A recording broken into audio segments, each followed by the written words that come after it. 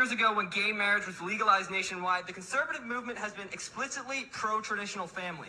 Now, both you and your organization advocate for the acceptance of anti-Christian, immoral lifestyles like homosexuality and transsexuality, going as far to invite drag queens like Lady MAGA to your events. It seems to me and anyone who's paying attention that conservatives just believe whatever liberals believed 5 years ago. Right now, there's a push by the left to normalize pedophilia by way of child drag queen shows and... Oh, excuse me. Phone shut off. Go back to your notes. That's probably where you saved it. You know, you gotta like push double tap and then go over. Right now, there is a push by the left to normalize pedophilia by way of child drag queen shows and rebranding pedophiles as minor attracted persons.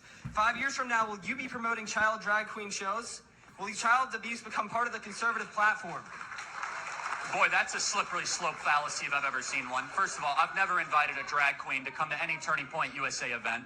I was at Politicon, and an individual by the name of Lady MAGA came up, and I took a picture, and she walked away.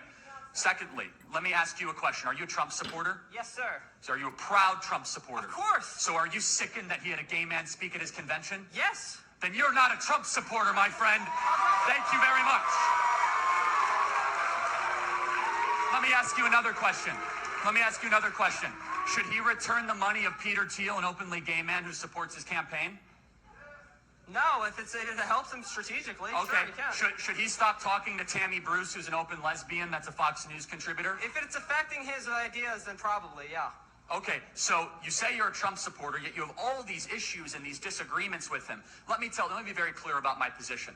My personal position, I'm a Christian first and foremost, then an American, then a constitutionalist, then a conservative, in that order. I believe marriage, biblically, if we want to have a biblical and theological discussion as articulated in the greatest book ever to exist in the history of the world, the Holy Bible.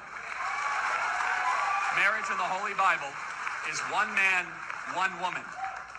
I also do not believe in the sort of rhetoric that some people engage in, that all of a sudden that they say there's no place for gay people in the conservative movement. I do not believe that. That's not conservative. And let me ask you a question.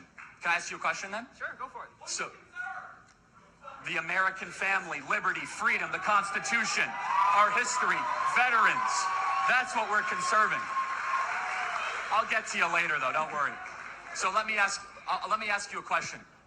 If you had your way, what would you do with gay people in America? What would I do with them? Yeah, because they're not allowed in the conservative movement, so would you just kick them out anytime they show up at a Republican Party? If you were in charge, like what would you say? You can't be part of the Republican Party. If somebody is advocating for being openly homosexual, yeah, they should not be part of the conservative movement. So I just want to go through the list. Guy Benson, no place in the conservative movement. Dave Rubin, no place in the conservative movement. Peter Thiel, no place in the conservative movement.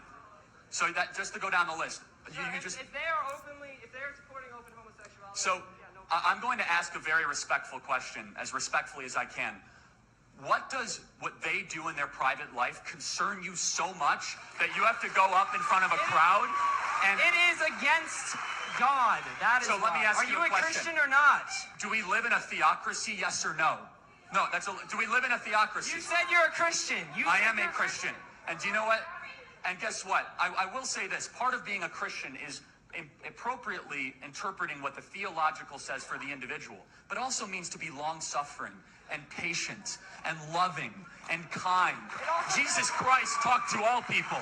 Jesus Christ went and did his ministry through Judea and Samaria, and he had dinner with tax collectors, and he had dinner with prostitutes, and he did his ministry in every part of the Mediterranean.